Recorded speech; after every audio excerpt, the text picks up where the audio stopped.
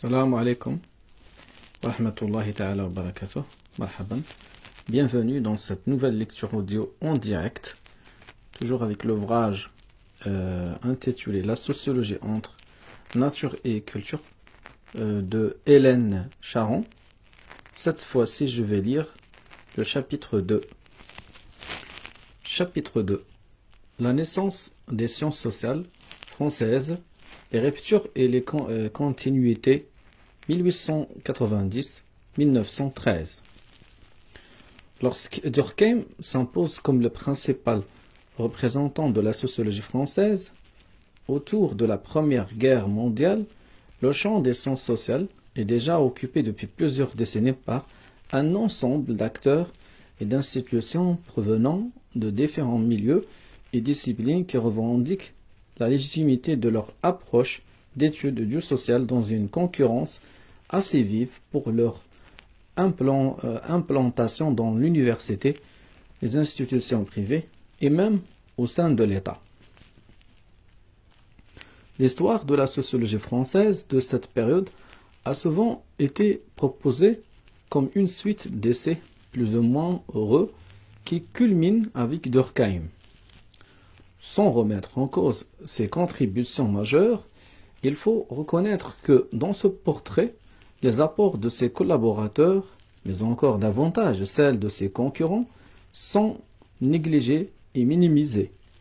Ces approches, que les historiens des sciences sociales ont critiquées, entretiennent une vision apologétique ou intellectualiste du développement des sciences sociales dans lesquelles les pères fondateurs apparaissent parfois comme désincarnés, en rupture complète avec leur époque. Or, Durkheim, Marcel Mauss et Albosch sont les produits de leurs époques. Bien qu'ils ne s'y réduisent pas en raison de la portée théorique et historique de leurs œuvres, il est important, avant d'évaluer leur représentation des rapports sociaux de sexe, de comprendre la position qu'ils occupent dans le champ naissant des sciences sociales en France. Le contexte social des années 1880 est favorable à l'émergence de nouvelles initiatives institutionnelles faisant la promotion des sciences sociales et la maturation des méthodes et des idées sociologiques qui sont dans l'air depuis quelques décennies. Les élites de la Troisième République poursuivent leur travail de consolidation du régime, notamment en promulguant les lois rendant obligatoire l'instruction primaire et élargissant l'enseignement secondaire dans celui des filles. Les libéraux au pouvoir rétablissent la liberté de presse et le droit au divorce, tout en procédant graduellement à la laïcisation de l'État et de la vie sociale. Par ailleurs, le mouvement ouvrier français et le socialisme se développent rapidement à la suite de la loi de 1884 autorisant les associations ouvrières.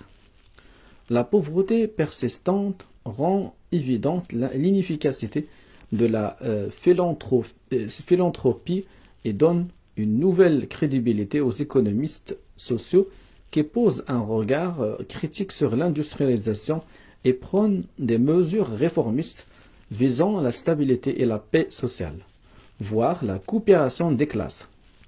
Ils se voient peu à peu légitimés dans le champ universitaire qui subit des modifications importantes sous les actions de Victor Duruy, Jules Ferry et Louis Liard.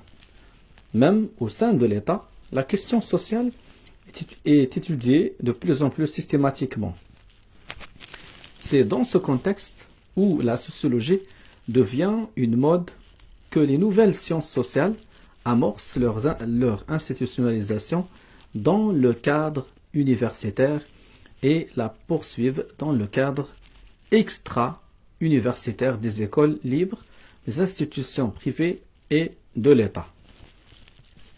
Ces différents espaces de recherche n'accueillent pas les mêmes tendances, ne privilégient pas les mêmes approches d'études du social et n'ont pas les mêmes visées.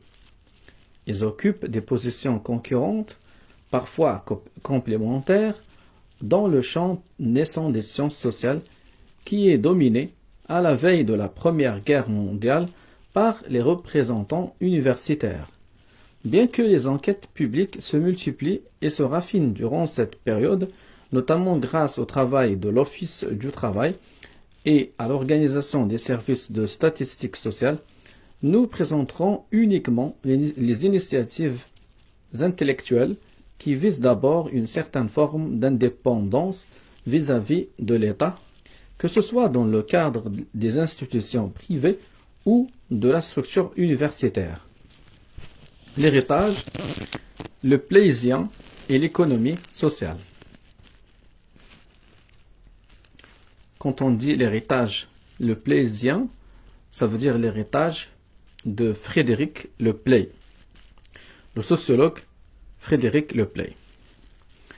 Dans plusieurs institutions privées, d'études du social qui se mettent en place dans les années 1890, l'héritage leplézien, représentatif de la période précédente, est significatif. Frédéric Lepley, 1806 à 1882, ingénieur de formation et homme politique, est autant préoccupé par la réforme que par la recherche de connaissances fondamentales.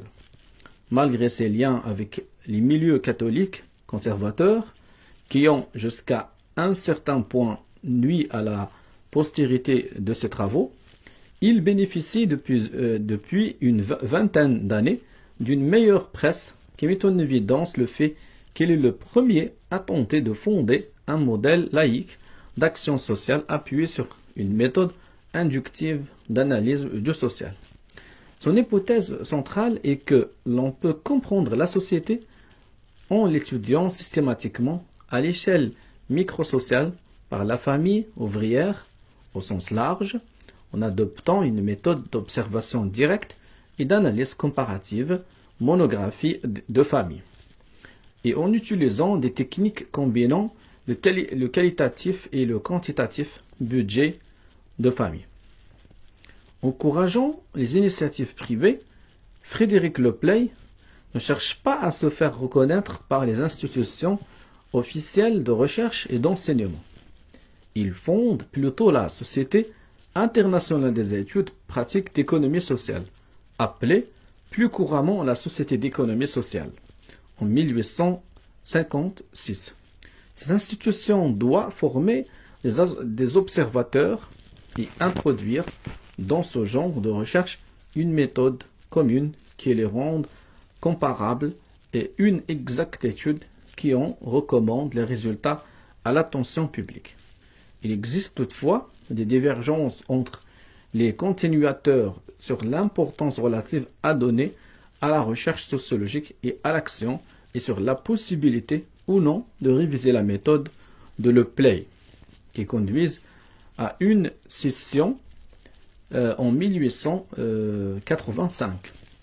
Les principaux théoriciens et critiques de Lepley, qui sont revendiquent néanmoins l'abbé André de Torville, 1842 à 1903, et Edmond de Molin, 1852 à 1907, sont écartés et fondent une nouvelle institution, la Société internationale de sciences sociales, et un nouveau périodique, la science sociale. En se déchirant, les lepléziens s'affaiblissent, mais les travaux portant sur les époques subséquentes montrent qu'ils ont profondément marqué l'enseignement de la science sociale des dernières années du XIXe siècle. À l'extérieur de l'université, et que tout en poursuivant encore longtemps leur œuvre au sein des organisations lepléziennes, ils ont pris une place importante dans les nouvelles organisations privées qui ont émergé avec les années 1890 et dans les institutions plus particulièrement vouées à la réforme et au service social. D'ailleurs, l'approche monographique et la double dimension réformiste et scientifique du projet leplézien attirent de nombreuses femmes qui produisent jusqu'en 1914 au moins des enquêtes et des analyses qu'elles viennent présenter dans les congrès et les périodiques de ces groupes pourtant peu favorables au féminisme laïque et républicain. Les initiatives privées, la réforme et l'éclectisme. À partir de 1890, les deux principales organisations plésiennes poursuivent leurs travaux propres, mais certaines personnalités importantes qui les animent étendent considérablement leurs activités vers de nouveaux groupes privés dédiés à l'enseignement et à la recherche en sciences sociales. Nous retiendrons particulièrement trois initiatives majeures pour la période qui sont marquées par des préoccupations réformistes et de l'éclectisme. D'abord, le musée social, qui a des visées pratiques. Ensuite, les institutions fondées d'un côté par Dick May et de l'autre par René Worm, qui veulent regrouper les tendances de la science sociale existantes pour en faire émerger une synthèse. Le musée social. L'exposition universelle de 1889, avec son exposition d'économie sociale, donne l'occasion à certains réformateurs, notamment Émile Cheysson et Jules Siegfried, de lancer l'idée d'un musée social permanent qui saurait s'élever au-dessus des controverses politiques pour produire et diffuser le savoir nécessaire à la consolidation du leadership de l'élite industrielle et de la Troisième République. L'objectif réformiste se double d'une ambition scientifique de collecte et de classement des faits sociaux relatifs à la vie industrielle ainsi que d'une mission pédagogique. Après avoir tenté durant quelques années d'obtenir le soutien de l'État, les promoteurs du projet se tournent finalement vers une source privée de financement. Le comte Albert de Chambrun, qui se consacre après avoir financé une chaire d'économie sociale à la Sorbonne au profit d'Alfred Espina, à la mise en place du musée social dont la pérennité lui est largement attribuable, inauguré en 1895, la nouvelle institution est aussitôt reconnue d'utilité publique. Cette section de recherche sont formées en 1896. Chacune fonctionne de manière semi-autonome. L'aval du comité exécutif est nécessaire seulement pour le financement de missions à l'étranger et la publication des résultats. Le musée social se distingue des autres groupes de sciences sociales de l'époque par les missions scientifiques qu'il confie à différentes élites sociales.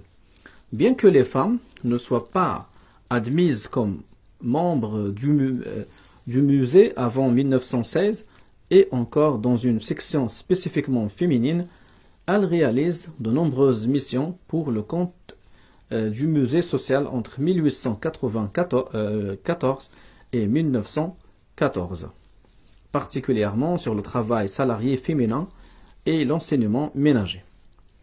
À l'époque, de tels projets de recherche étaient exceptionnels.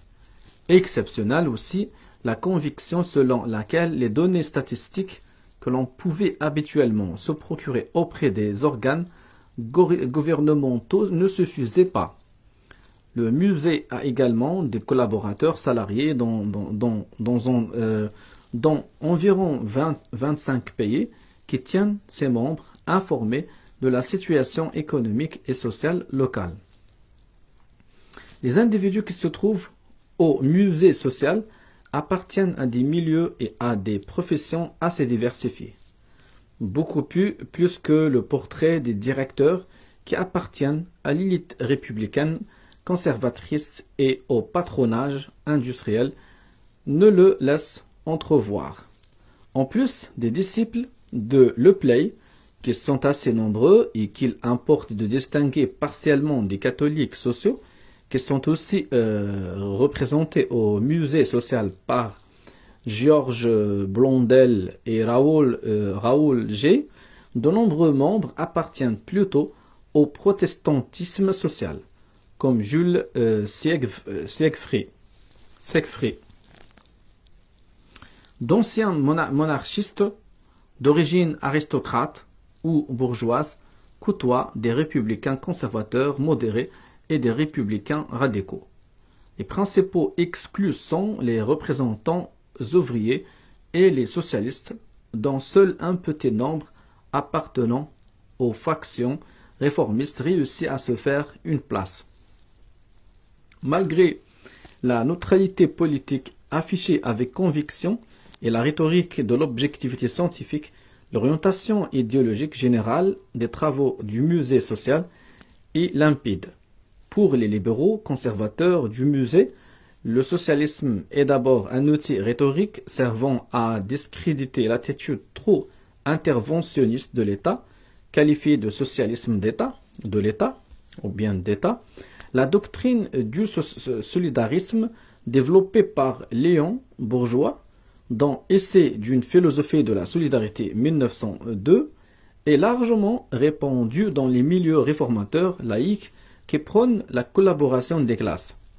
L'idéal réformateur, inhérent à la mission du musée social, transparaît dans les thèmes de recherche concrets et dans les approches plutôt factuelles. Si ces productions sont riches d'informations documentaires, utiles aux législateurs et aux militants, aucune ne tente de théoriser les phénomènes sociaux. Les préoccupations des membres pour les conditions du travail industriel, pour les questions sanitaires et pour les initiatives réformistes, sociétés de secours mutuels, coopératifs, etc. en font des alliés plutôt que des adversaires de l'État et de son nouvel office du travail, et ce malgré les réticences de certains réformateurs à voir l'État prendre trop de place dans la gestion des affaires sociales et la proximité de leurs thèmes de recherche qui ne se transforment pas en concurrence. Le Collège libre de sciences sociales est l'école des hautes études sociales, l'œuvre de Dick May. Malgré les réalisations importantes du musée social, la principale organisatrice du Collège libre de sciences sociales, Jean Well, mieux connue sous le pseudonyme de Dick May, est rapidement déçue de ce qu'il devient, trop d'érudition et d'enseignement social peu efficace à son goût, dans des visées à la fois pratiques et théoriques.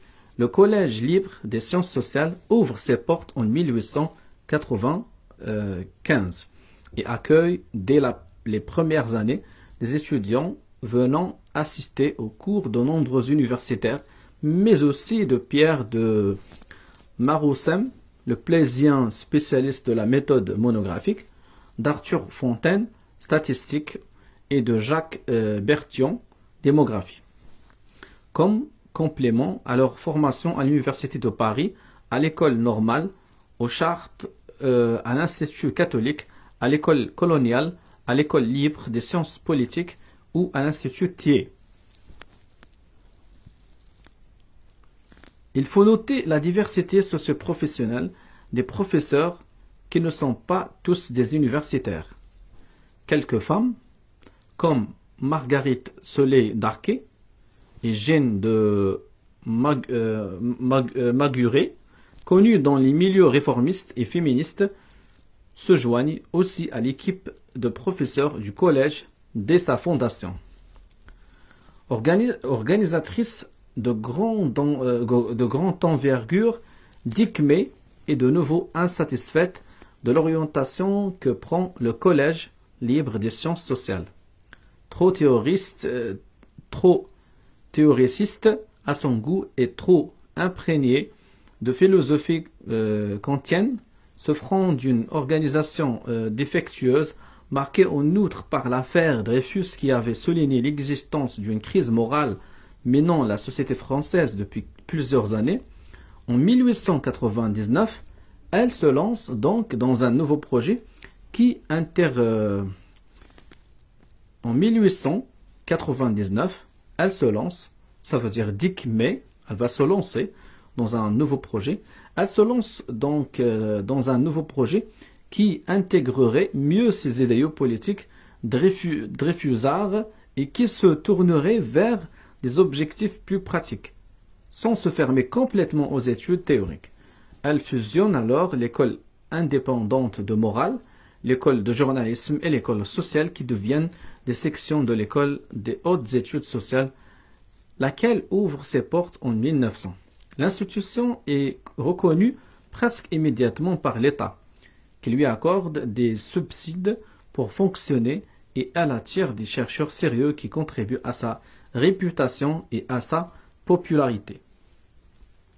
Moins dogmatique que le collège, malgré des orientations politiques beaucoup plus marquées, son approche pédagogique emprunte de manière significative à l'école pratique des hautes études avec la formule des séminaires et de la recherche coopérative. Bien que l'on n'ait répertorie aucune femme, la composition de l'école à ses débuts est particulièrement intéressante d'un point de vue des relations entre les intellectuels sociologues français à cette époque, car elle montre bien la fluidité de leurs engagements à travers les diverses initiatives entreprises où ils se rencontrent.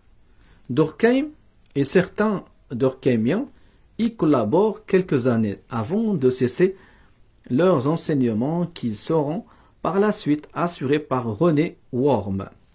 L'éclectisme de ces deux institutions est lié aux objectifs de Dick May, de faire disparaître la fragmentation des sciences sociales en mettant en place les conditions d'une synthèse des acquis et de définir ce que pourrait être concrètement le travail social dans un sens plus socialiste et laïque que la plupart des groupes déjà occupés à cette tâche. René Worm et l'organisation de la sociologie. Tout aussi tourné vers la rencontre des différentes tendances de la science sociale, René Worm, 1869 à 1926, cherche à organiser professionnellement les intellectuels concernés par l'élaboration d'une science du social plutôt qu'à mettre sur pied des institutions d'enseignement. Mieux connu que Dick May, mais comme un concurrent d'effet de Durkheim, il mène conjointement une carrière de fonctionnaire et de professeur. Il laissera toutefois sa marque surtout à l'extérieur des institutions universitaires et de l'État en fondant en 1893 la Revue internationale de sociologie, l'Institut international de sociologie ainsi que la collection Bibliothèque sociologique internationale chez l'éditeur Giard et Brière et 2 ans plus tard la Société de sociologie de Paris influencée par les écrits d'Alfred Espénin. Worm est un promoteur de l'organicisme en sociologie, du moins jusqu'à ce que cette approche soit rejetée au sein de ses propres organisations. Ses préférences théoriques n'en firent cependant pas un chef d'école dogmatique, au contraire. L'Institut international de sociologie est d'abord un centre de coordination au moyen de congrès annuels, puis trisannuels, à partir de 1897 et de la publication annuelle des annales de l'Institut international de sociologie, qui est fortement international. Sur 78 membres actifs en 1898, on dénombre seulement 8 Français, dont Worm, qui le contrôle en tant que secrétaire général permanent et seul directeur des annales. L'Institut regroupe des personnalités très connues des milieux universitaires dans des disciplines voisines de la sociologie, histoire, droit, sciences économiques, anthropologie et philosophie, ce qui lui procure un grand rayonnement mais lui impose une très grande variété d'orientations et peu d'esprit de collaboration. La Revue internationale de sociologie connaît, elle aussi, un succès rapide si on considère les critères suivants. Le nombre de collaborateurs et leur diversité internationale, la fréquence de parution et la croissance du volume du périodique, création plus tardive, la Société de sociologie de Paris devait, dans un premier temps, servir de lieu de rencontre aux membres parisiens de l'Institut, mais les critères d'admission étant plus souples que ceux de celui-ci qui n'accueille que des personnalités imminentes. Elle compte bientôt plus d'une centaine de membres, la plupart des dilettantes qui lui insufflent néanmoins un grand dynamisme. Comme l'Institut, la Société de sociologie de Paris fonctionne grâce aux contributions de chaque membre et participe vraisemblablement à la diffusion des idées sociologiques vers un public de non-spécialistes.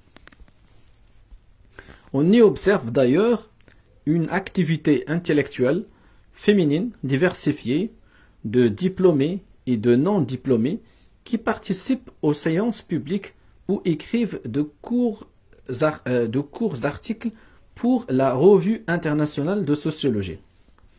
L'éclectisme des trois institutions dirigées par Worm, leur dimension mondaine, surtout la Société de sociologie de Paris, leurs orientations très philosophiques et politiques, ainsi que l'entêtement de Worm de soutenir une doctrine déconsidérée, l'organicisme par les jeunes chercheurs font affirmer à Muchili que derrière les succès rapides de l'Institut, de la Société et de la Revue se cachait une grande fragilité structurelle. Pour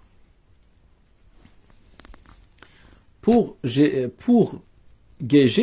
la conception de la sociologie de Worm, trop vaste et peu précise, tout comme l'absence de direction intellectuelle de sa part au sein de ces organisations, n'offrit pas une conception de la substance et de la méthode de la discipline susceptible d'inspirer ses collaborateurs. Pourtant, la longévité des institutions de Worm, la revue notamment sera publiée durant une quarantaine d'années, rend l'hypothèse de leur futilité problématique. Les institutions privées, qui se caractérisent par leur éclectisme ou leurs préoccupations pratiques et réformistes, n'influencent plus de manière significative le développement des idées théoriques qui prennent, au tournant du XXe siècle, une coloration résolument universitaire. Elles continuent néanmoins à jouer un rôle important dans l'enseignement de la sociologie, dans la définition de problématiques pratiques, dans la collecte de données empiriques ainsi que dans la diffusion des nouvelles théories sociologiques au sein de l'État et dans la population en général. Les sciences sociales à l'université. Autour de 1890, la structure du champ universitaire a déjà commencé un processus de transformation interne qui permet la pénétration progressive des sciences sociales en son sein. Néanmoins, elle demeure très rigide en ce qui a trait à la nomination des titulaires de chaires et au système de reconnaissance et de légitimation. Le contexte politique, la pression exercée par les multiples tentatives de constitution des sciences du social à l'extérieur de l'université et l'intérêt public pour les questions auxquelles ces nouvelles sciences tentent de répondre contribuent vraisemblablement à la lente ouverture de l'université aux sciences sociales. D'abord à travers les facultés de droit qui intègrent l'économie politique à leurs enseignements. Ce serait toutefois plutôt l'ouverture des facultés des lettres à deux nouvelles sciences théoriques, la sociologie et la psychologie, qui annonceraient pour Mucchili le changement de paradigme qui s'effectue à cette époque dans les études du social, du moins telles qu'elles sont représentées à l'université.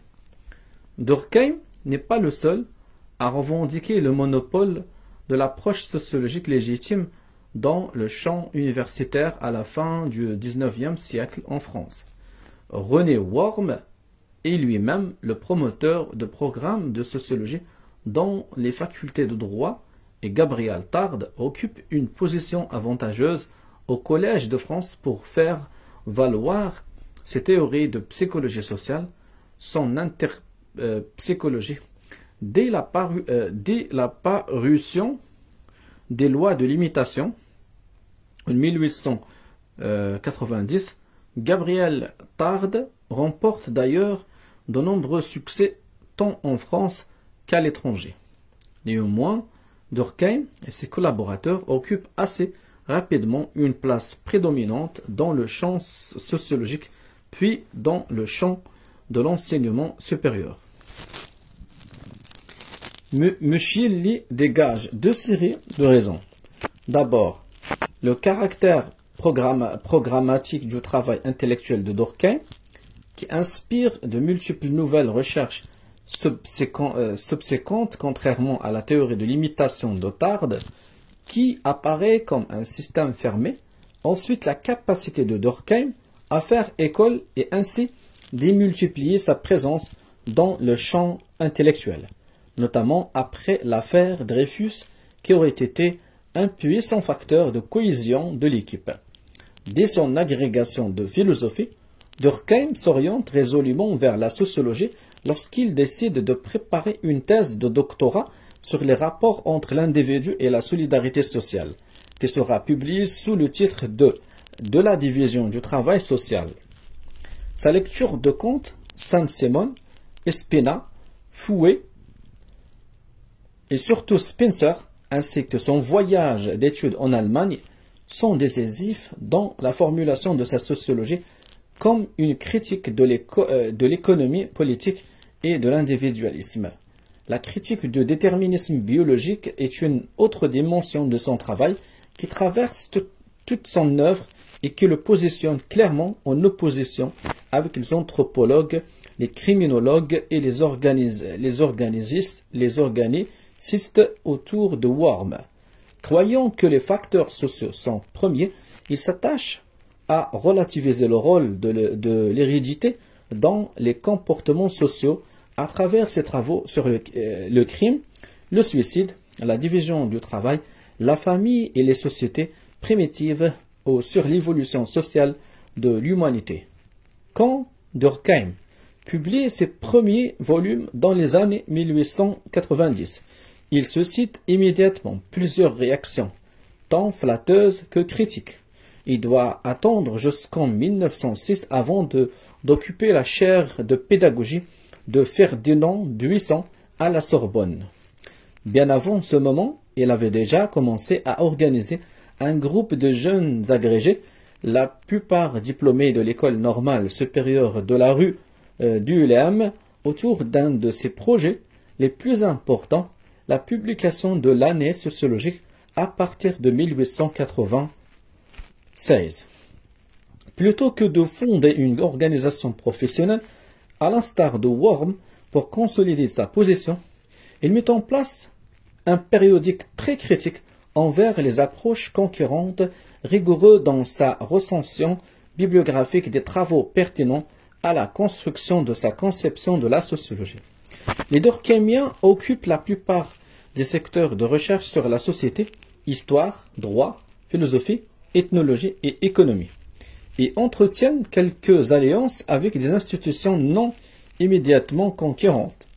Moss et Huber collaborent assez étroitement avec les anthropologues et les ethnologues opposés au courant raciologique et évolutionniste à travers l'Institut français d'anthropologie fondé en 1910 et dont le siège est au laboratoire d'anthropologie du Muséum Sémion. Pour sa part, œuvre au sein de la Société de statistique de Paris où il introduira ses collaborateurs Albosch et Bourgain. Ils ignorent presque absolument les travaux le plaisiens et les analyses sociologiques des militants sociaux et féministes. Les Durkheimiens formèrent-ils une école à proprement parler? Non, va dans ce sens. Quoique d'une manière beaucoup plus nuancée que les contemporains de Durkheim, qui voyaient dans son équipe une école soumise au chef dans une espèce de rapport sectaire, d'autres, au contraire, y voient plutôt une sorte de réseau efficace et multiforme. Bisnard montre à l'inverse que l'équipe ne constitue même pas un groupe d'interconnaissances, les relations n'étant étroites qu'à l'intérieur de fractions de cet ensemble. Même lorsque les signes de la reconnaissance universitaire commencent à s'accumuler pour les Durkheimiens à partir de 1903, les résistances contre leur approche sociologique demeurent fortes parmi les écrivains, les hommes de lettres et les religieux qui s'opposent au paradigme objectiviste et scientifique des études sur le social. Le nouveau modèle scientifique que l'État tente d'imposer est porteur d'une nouvelle division du travail intellectuel menaçant de déposséder les élites universitaires traditionnelles de certains domaines d'intervention et de compétences. Tout un dispositif de contre-offensive symbolique se met en place dans lequel la sociologie durkheimienne de la morale et des mœurs devient la cible favorite des jeunes entourant Pigalle, Sorel et Bergson, qui remplacent Tarde au Collège de France en 1904. Notamment Pierre Lasserre et Agathon, les théoriciens d'une sociologie catholique sont bien entendu également bien représentés parmi les détracteurs du durkheimisme et de toute science laïque de la morale et des mœurs. Si, à la veille de la Première Guerre mondiale, Durkheim et ses collaborateurs occupent encore peu de chaires parisiennes, ils sont forts de la jeunesse et de la productivité de la plupart de ses membres, ainsi que de la reconnaissance du travail de Durkheim et de l'année sociologique. Durkheim a donc réussi d'une part, en profitant des efforts antérieurs de ses concurrents, à faire définitivement reconnaître la sociologie comme une science, d'autre part, et surtout à imposer son école comme la représentante la plus légitime de cette science. Cette reconnaissance intellectuelle massive va alors logiquement se prolonger par une reconnaissance institutionnelle. Et de ce point de vue, ainsi que le rappelle Besnard, c'est l'année 1907 qui sera décisive. Durkheim, venant d'être confirmé définitivement dans sa chaire de la Sorbonne 1906, Richard récupère sa chaire de sciences sociales à Bordeaux. Lapie est également nommé professeur de philosophie. Bouglé est nommé à la Sorbonne et Fouconnet hérite de sa chaire de philosophie sociale à Toulouse. Moss devient directeur d'études à l'EUPHE, ça veut dire Hubert le sera à son tour l'année suivante. Enfin, Lévé Brûle est également nommé professeur à la Sorbonne. Même si on peut dire avec Muschilli que les Durkheimiens sont parvenus à imposer un nouveau paradigme sociologique, il ne faut pas oublier que les critiques catholiques et plus largement antiscientifiques du social foisonnent et atteignent un large auditoire, que Worm anime toujours ces institutions qui sont reconnues internationalement et que le degré final d'ouverture de la structure universitaire aux sciences sociales demeure encore incertain. Par ailleurs, les Lepléisiens, en plus de poursuivre leurs travaux monographiques et leurs publications périodiques, se déploient dans les nombreux projets privés d'organisation des sciences sociales dans les institutions de Dickmé, de Botmy et au musée social, tout comme dans les nouvelles instances de l'État qui sont vouées à l'enquête et à la recherche. Ce qui est particulièrement frappant dans ce panorama des sciences sociales d'avant 1914 est d'une part que Tard, Worm, les principaux Leplésiens et les grandes figures universitaires qui tendent vers les sciences sociales comme Espina, Gide ou Levasseur occupent pratiquement tous les espaces de diffusion de la sociologie et forment un réseau lâche dans lequel les différentes tendances cohabitent sans trop se heurter.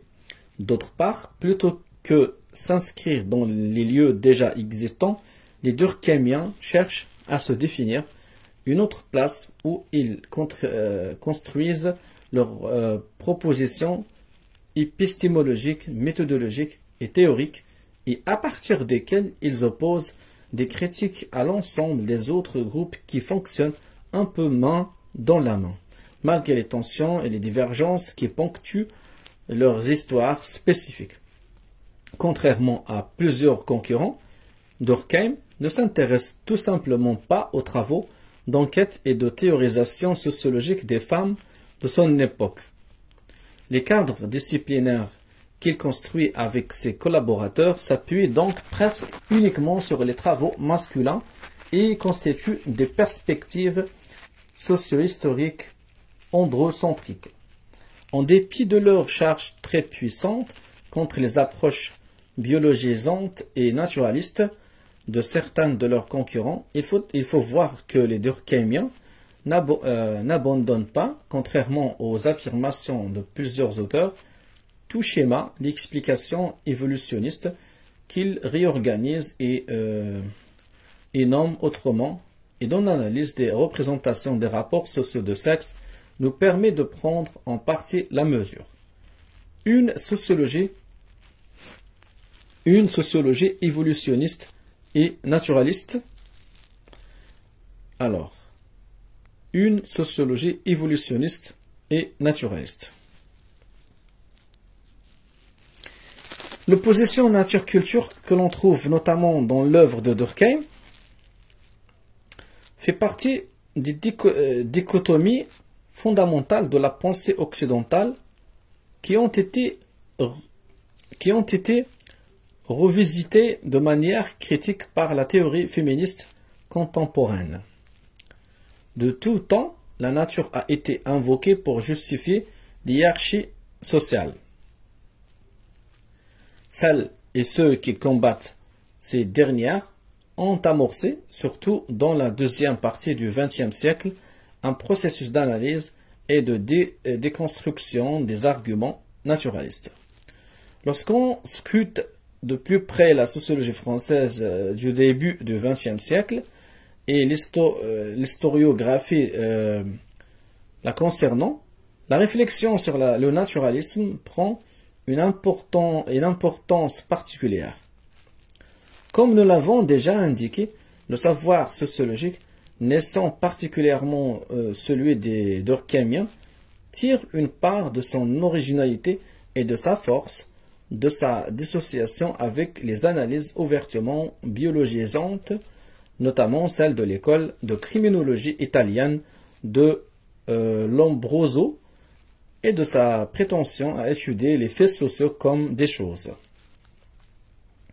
L'insistance avec laquelle les historiens de la sociologie ont présenté Durkheim comme totalement dégagé de toute conception naturalisante des rapports sociaux est remarquable, mais leur thèse est démentie par un examen plus attentif des représentations des rapports entre les sexes dans sa pensée et celle de ses collaborateurs. S'il est incontestable que malgré certains appels à la biologie et des continuités indéniables avec leurs prédécesseurs, ils ont abandonné le paradigme biologisant qui dominait les sciences sociales de leur époque. Toute forme de naturalisme n'est toutefois pas absente de leur pensée. L'ordre du monde et l'ordre du vivant. La notion de nature est polysémique. Pourtant, peu d'auteurs définissent clairement le sens qu'ils donnent à ce terme. Cette négligence permet des confusions conceptuelles qui favorisent les amalgames et autorisent certains penseurs à voir dans le rejet des explications biologisantes un détachement complet d'avec le naturalisme. Or, lorsqu'on distingue deux sens à la notion de nature, on s'aperçoit que la biologie ou l'ordre interne des êtres vivants ne représente qu'un seul usage davantage moderne de cette notion. Le premier sens du concept de nature, hérité de la pensée grecque de l'Antiquité, réfère à l'existence d'un ordre du monde transcendant les humains qui attribue une finalité spécifique à chaque phénomène social. Dans cette perspective, la place sociale des femmes est déterminée par le rôle qu'elles tiennent dans le fonctionnement de l'enseignement de l'ensemble social auquel elles appartiennent. Cet ordre est considéré comme immuable et extérieur aux êtres humains. L'idée de nature d'une chose ne signifie guère que la place de fait dans le monde d'une chose. Elle se confondait presque absolument avec celle de fonction. À partir du XVIIIe siècle, se développe l'idée moderne de la nature. La nature, dans le sillage des avancées de la science qui prétendent expliquer l'organisation interne des organismes vivants, avec l'ancienne conception, l'idée moderne de la nature partage la signification de la destination ou de la finalité. À l'opposé, toutefois, elle fait naître le déterminisme à l'intérieur même des organismes considérés. Ainsi, le développement et l'hégémonie progressive de la rationalité scientifique ont participé à la redéfinition de l'idée de nature, non plus seulement comme un ordre des choses organisées par des forces, divines ou autres, indépendantes des humains eux-mêmes, mais comme la réunion en une même entité de l'ensemble des caractères du monde sensible. Comme le fait remarquer Guillaumin, la notion moderne de nature tend à la personnification de l'entité sous-jacente qu'on appelle communément la nature. Cette programmation interne est à elle-même sa propre justification en fonction même de la croyance en une nature personnifiée et téléologique. Plus simplement, elle signifie donc tout ce qui existe et semble se produire sans l'intervention des humains. Cette transformation de l'idée de nature a participé aux profondes modifications des représentations sociales de la différence entre les sexes qui se sont observées à la même époque. Thomas Laqueur, historien américain des sciences, soutient l'idée qu'autour de 1800, des auteurs de différents horizons ont commencé à fonder la différence entre les sexes sur les distinctions biologiques dorénavant incluses dans les bornes du pensable, grâce aux configurations modernes du savoir sur le corps humain. Autour de 1800, des auteurs de toutes sortes résolurent de fonder les différences qu'ils jugeaient capitales entre sexe masculin et sexe féminin, donc entre hommes et femmes, sur les distinctions biologiques décelables et de les examiner dans une rhétorique radicalement différente. Une anatomie et une physiologie de l'incommensurable remplacèrent une métaphysique de la hiérarchie dans la représentation de la femme par rapport à l'homme. Laqueur fait donc l'hypothèse que la conception des sexes passe au tournant du XVIIIe siècle et du XIXe siècle d'une conception sociologique de la différence dans laquelle les deux catégories sociales pouvaient s'interpénétrer puisque perçues comme deux variantes d'un même genre, modèle du sexe unique inversé, à une conception physiologique dans laquelle les hommes et les femmes appartiennent désormais à des ordres biologiques différents et irréductibles l'un à l'autre, modèle des deux sexes. Grandement influencé par les thèses Foucauldiennes, Lacan pense que cette transformation ne peut s'expliquer seulement à partir des découvertes scientifiques. Elle serait le produit de deux tendances globales concernant d'une part les mutations épistémologiques, passage de l'épistémé classique fondée sur l'analogie et la ressemblance à l'épistémé moderne, où l'humain et la vie s'autonomisent comme des objets de connaissance, et d'autre part, les changements dans l'ordre politique occidental qui amènent les sociétés à concevoir différemment le sujet humain et les phénomènes sociaux. Nous verrons que la succession des deux modèles proposés par Lacan est mise à mal par une analyse fine des représentations des rapports sociaux de sexe dans l'année sociologique. Néanmoins, elle nous offre un modèle distinguant clairement les deux conceptions de la nature que Nicole-Claude Mathieu observe également dans les écrits sociologiques et ethnologiques sur les rapports sociaux de sexe du début du XXe siècle jusqu'aux années 1970. Le naturalisme sous-jacent à la conceptualisation des femmes s'exprime à un premier degré par l'idée plus ou moins consciente qu'il existe une naturalité entendant une inéluctabilité de la division des tâches entre les sexes. À un second degré, la pensée naturaliste s'appuie sur un biologisme dont la particularité est qu'il ne s'applique fondamentalement qu'à un seul des deux sexes, les femmes. Dans la civilisation occidentale, la norme sociale a historiquement assimilé les femmes à la nature, dans son sens particulièrement biologique, et dans celui de réduction à ce qui est extérieur à la civilisation humaine par les voies des philosophes, des autorités religieuses et des scientifiques. Pour dire les choses de manière sommaire, on ne trouve dans la nature que ce que l'on a bien voulu sans doute y mettre de culture inavouée, en termes kantiens. C'est par un vice de subreption que la norme se trouve résorbée dans le fait.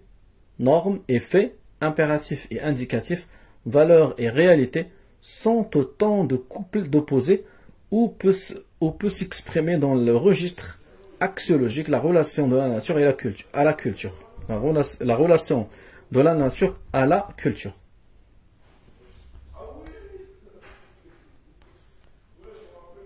Ainsi, en distinguant les naturalismes biologiques et ontologiques ou relevant de la conception d'un ordre naturel nécessaire et extérieur aux humains, il est possible de faire ressortir les normes promues par les arguments et les idées naturalistes.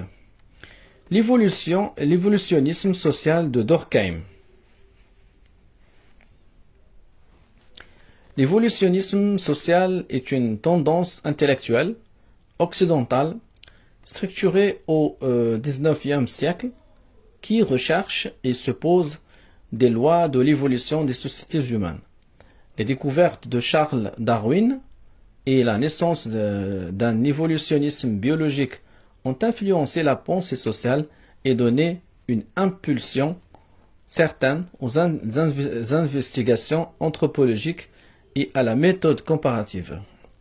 Additionné à la tradition philosophique du progrès et à la systématisation sociologique de la fin du XIXe siècle, ces nouvelles dispositions du savoir ont conduit un grand nombre de pionniers allemands, par exemple Clem et Bachofen, et anglo-saxons, par exemple MacLennan, Morgan et Spencer, de la pensée ethnologique, anthropologique et sociologique à l'évolutionnisme social unilinéaire.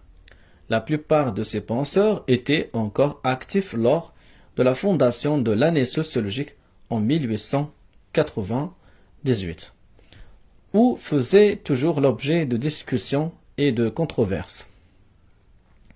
Dans ses écrits précédents, la fondation de l'année sociologique, Durkheim développe l'idée déjà défendue par Spencer d'un mouvement de l'humanité allant de l'homogénéité vers l'hétérogénéité, de l'intégration des groupes, principalement développé dans de la division du travail social, parue en 1893.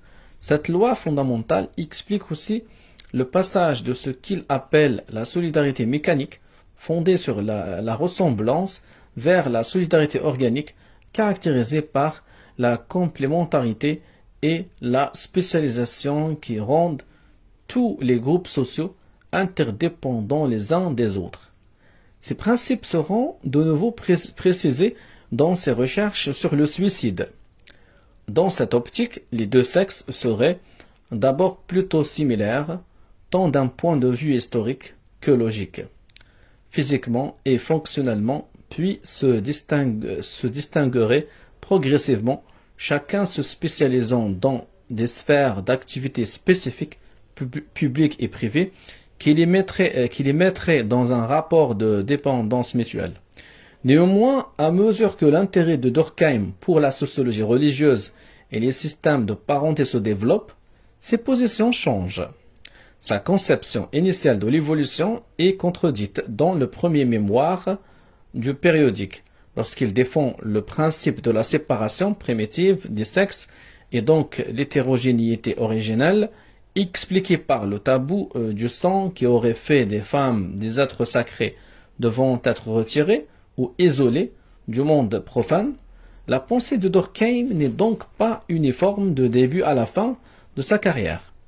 Les analyses qu'il signe dans l'année sociologique représentent un corpus formidable pour appréhender le mouvement des idées derrière l'édifice durkheimien.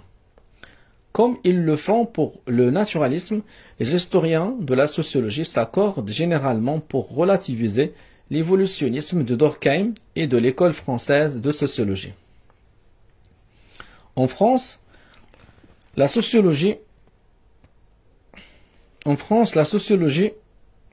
durkheimienne ne répudiait certes pas l'idée que l'évolution des sociétés pourrait présenter des régularités et s'inscrire dans des catégories successives, mais Durkheim, ne pensait pas pour autant que les phénomènes sociaux pouvaient tous s'interpréter par rapport à des phases déterminées dans cette évolution globale. Rares sont aussi, en même temps, ceux qui n'ont pas été sensibles aux enseignements de Boas et n'ont pas fait prédominer la recherche des particularités sur celle des lignes générales de l'évolution humaine. Il est vrai que Durkheim et certains collègues, dont Marcel Mauss, ont cherché à dissocier théoriquement les premiers âges de l'humanité et les sociétés primitives, ces dernières ayant elles-mêmes une histoire ne pouvaient correspondre à un stade antérieur des sociétés développées occidentales. D'un point de vue strictement méthodologique, Durkheim et les analystes de l'année sociologique ont tenté de mettre en garde leurs lecteurs contre les auteurs qui projetaient leurs préjugés raciaux et culturels sur les sociétés différentes, notamment en promouvant la critique des sources. Ils ont critiqué ce que Durkheim appelait l'école anglaise d'anthropologie religieuse, comprenant des figures incontournables telles que les ethnologues britanniques James George Fraser et Edward Burnett Taylor et le sociologue finlandais Edvard Westermark. Parce que ces représentants fondaient les phénomènes sociaux sur des dispositions innées sur la nature humaine. À la lumière de ces affirmations, Durkheim défendrait un évolutionnisme social que Muccielli qualifie de très formel, qui constituerait davantage une méthode d'approche des phénomènes sociaux qu'une théologie de la destinée humaine. Or, nous verrons que l'examen attentif de l'évolutionnisme véhiculé par l'année sociologique, même si nous limitions notre observation à l'œuvre de Durkheim dans le périodique, nous amène à affirmer le contraire. Cela ne signifie toutefois pas qu'il n'a émis aucune idée intéressante, principalement de nature méthodologique, pour la conceptualisation des rapports sociaux de sexe. Le paradigme durkheimien de l'évolution humaine comme un mouvement de l'homogénéité et de l'indistinction vers l'hétérogénéité, la spécialisation et la différenciation des groupes par exemple, permet de justifier la différenciation croissante des sexes et l'assignation de chacun à des sphères particulières, mais aussi du moins potentiellement de penser l'origine sociale des classifications qui ne seraient pas naturelles, en reconnaissant que les humains définissent eux-mêmes, à partir des rapports qu'ils entretiennent entre eux, les catégories et les hiérarchies, il est possible de penser les rapports sociaux de sexe comme socialement déterminés. Néanmoins, dans la pensée sociologique de début du siècle, les sexes échappent souvent à cette approche sociologique véritable, car les catégories hommes et femmes sont réfléchies comme des entités naturellement différentes et hiérarchisées, dans un rapport apolitique. Elles échappent donc aux règles méthodologiques qui régissent la réflexion sur les objets de la sociologie. Entre le matriarcat et le patriarcat, l'évolutionnisme social de l'année sociologique. Malgré l'omniprésence de Durkheim dans le périodique et son ascendant intellectuel et moral sur les collaborateurs, l'année sociologique est fondamentalement une œuvre collective et toutes les idées qui y sont véhiculées ne peuvent absolument pas se résumer à celles du père fondateur. Ainsi, l'évolutionnisme social qui est observé n'est pas complètement assimilable à celui que Durkheim a défendu dans ses écrits. Bien entendu, les ressemblances et les rencontres sont nombreuses et incontournables, mais certaines déviations et résistances à l'orthodoxie durkheimienne s'observent entre 1898 et 1913. Et s'il est possible que la méthode génétique ait été dans l'esprit de Durkheim, un repère moins chronologique que sociologique, il est néanmoins difficile d'en dire autant du discours du périodique dans son ensemble, y compris les autres textes de Durkheim. En d'autres termes, le relativisme culturel méthodologique dont il fait preuve dans les règles de la méthode sociologique principalement, mais aussi à quelques reprises dans les pages de l'année sociologique, n'offre aucune résistance toute théorique au tableau évolutionniste disponible dans les analyses critiques et les mémoires.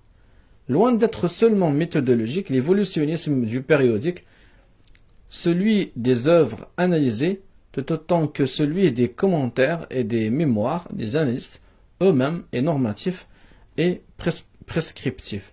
Il détermine l'enchaînement nécessaire et désirable de l'humanité.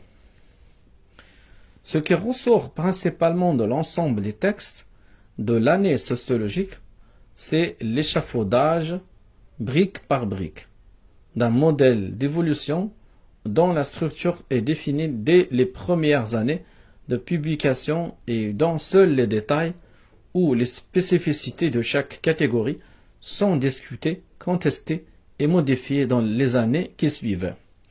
Cette structure est normative. Elle se tient l'idée que les sociétés moins complexes, les sociétés primitives, historiquement ou géographiquement, progressent vers des formes plus sophistiquées, intégrées et morales, généralement assimilées aux sociétés occidentales européennes modernes. européennes modernes. Les stades d'évolution dégagés s'articulent en une suite chronologique, logique, linéaire et irréversible, faisant se succéder les sociétés matrilinéaires, patrilinéaires et patriarcales. L'évolution sociale étant comprise comme une lente émancipation des humains, des contingences biologiques et des contraintes de la nature physique, les premières formes d'organisation postulées auraient été contraintes par cette nature et les individus les formant, très peu socialisés. On peut dégager un schéma évolutionniste en 3 temps dans l'année sociologique. Chaque stade identifié prend comme archétype une forme sociale particulière associée à des sociétés réelles qui servent de référence et sur laquelle le nombre d'écrits recensés est particulièrement grand. En premier lieu, les sociétés primitives correspondent aux différentes populations autochtones autour du monde avec lesquelles les missionnaires et les explorateurs entrent en contact lors du mouvement de colonisation européenne de la fin du XIXe siècle. Toutefois, ce sont surtout les sociétés australiennes qui constituent le plus grand réservoir documentaire du discours ethnologique, source d'inspiration majeure de la sociologie religieuse et de la sociologie de la famille. Durkheim, lui-même, utilise abondamment la littérature sur l'Australie dans les mémoires qu'il propose dans l'année sociologique.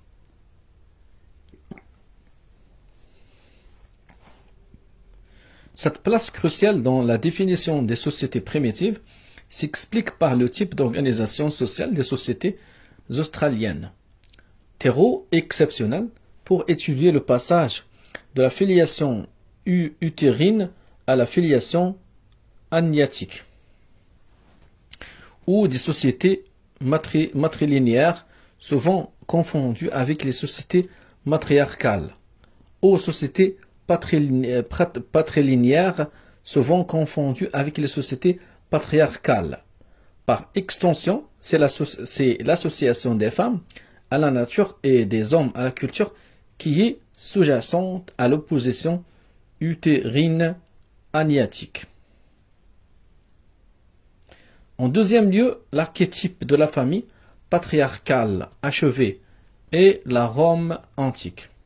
Des sociétés contemporaines, comme la Chine ou l'Inde, ainsi que des civilisations anciennes qui n'ont pas encore connu la révolution industrielle et scientifique, entrent aussi dans cette catégorie.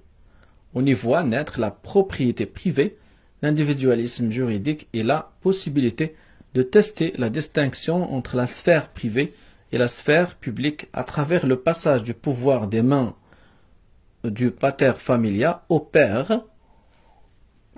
On assiste à la subordination totale des femmes et des enfants qui ne constituent désormais que des extensions de leur père ou de leur mari. La mortalité de cette société est stricte et les écarts à la norme sont sévèrement punis, car l'intérêt social prime sur celui de l'individu. En troisième lieu, les sociétés françaises, anglo-saxonnes et allemandes représentent le dernier stade du modèle, celui des sociétés développées, modernes et scientifiques. La spécialisation et la division du travail y atteignent un niveau inégalé. Ce dernier échelon suscite toutefois des difficultés particulières. Par exemple, la présence croissante des femmes sur le marché du travail et l'émergence de la question de leurs droits juridiques et sociaux sont deux phénomènes qui s'inscrivent mal dans la logique de l'hétérogénéité sociale croissante et de la différenciation progressive des sexes dans leurs sphères privées ou publiques respectives. De plus, les sociétés occidentales modernes sont présentées par plusieurs auteurs comme davantage égalitaires, la norme patriarcale s'étant adoucie et la démocratie ayant pacifié les mœurs. Même si les sociétés européennes contemporaines occupent toujours la position supérieure de la hiérarchie, on sent parfois chez les Durkheim et chez d'autres analystes une pointe de nostalgie envers la Rome antique, représentée comme un âge d'or de la discipline morale et sociale dont aurait grand besoin, à leurs avis, les sociétés du début du XXe siècle menacées d'anomie. Ces trois archétypes sociaux ne sont pas étudiés indépendamment les uns des autres. En plus de référer régulièrement aux niveaux inférieurs à des fins de comparaison, l'articulation des moments est abondamment étudiée. Le passage de la matrilinéarité à la patrilinéarité serait un moment charnière de l'histoire de l'humanité au cœur duquel se trouvent une fois de plus les rapports sociaux de sexe. La naissance de l'histoire et l'apparition de la propriété privée, de l'écriture et des villes sont étroitement associées à l'émergence du patriarcat, patrilinéarité. Cela nous rappelle Lévi-Strauss qui, quelques décennies plus tard, a fondé le système de la parenté sur l'échange des femmes et a fait de la défaite historique des femmes un prérequis à l'émergence de la culture. Ainsi, chaque société est notamment évaluée en fonction de la place qui est réservée aux femmes et des libertés sexuelles dont elles peuvent jouir. La matrilinéarité, l'égalité entre les sexes, au sens actuel du terme, et toute participation politique des femmes dans la sphère publique sont synonymes de primitivité et de proximité avec la nature. L'exclusion des femmes des affaires publiques et leur réclusion dans la sphère privée sont conceptualisées comme des transformations nécessaires à l'évolution des sociétés humaines. Le moteur du changement historique du passage d'un stade à l'autre est également teinté d'un regard androcentriste qui renforce l'idée que ce sont les habiletés masculines qui ont permis l'évolution humaine. Le schéma évolutionniste de cette époque est le lieu privilégié des méthodologies savantes. Le schéma évolutionniste de cette époque est le lieu privilégié des mythologies savantes sur l'homme organisateur du social, stratège à la chasse, etc., et de la femme incapable de bouger, totalement engluée dans ses maternités sédentaires, etc. La critique féministe des années 1970 portera notamment sur cette valeur supérieure arbitrairement attribuée aux activités masculines et sur la sous-estimation du rôle de l'agriculture et de la cueillette principalement assumée par des femmes dans la stabilité et la sédentarisation des populations. Enfin, le mouvement proposé par l'année sociologique est unidirectionnel. La matrilinéarité, matriarcat, cède nécessairement le pas à la patrilinéarité, patriarcat, et l'inverse n'est pas possible. Même si cette position est fragilisée par certaines observations ethnologiques, elle est défendue avec vigueur à travers les 12 volumes. Le schéma d'évolution proposé par l'année sociologique n'est donc pas seulement formel, mais il comporte des représentations de ce que devraient être les rapports sociaux de sexe dans les sociétés primitives, dans les sociétés patriarcales intermédiaires et dans les sociétés développées. Il est important de rappeler que malgré les faiblesses évidentes de ce modèle évolutionniste, notre projet ne consiste pas à en repérer les erreurs ou les limites empiriques. Ce qui nous intéresse, c'est de comprendre les représentations des rapports sociaux de sexe que les auteurs avaient sur leur société, ainsi sur les sociétés passées et étrangères, et de montrer que ces conceptions ne sont pas périphériques à la construction des cadres disciplinaires en sociologie Au contraire. Voilà, j'arrive à la fin de ce chapitre. Dans la prochaine séance, Inch'Allah, je vais lire le 3e chapitre intitulé « Le genre, un révélateur du naturalisme et de l'évolutionnisme social de l'année sociologique ». Assalamu alaikum.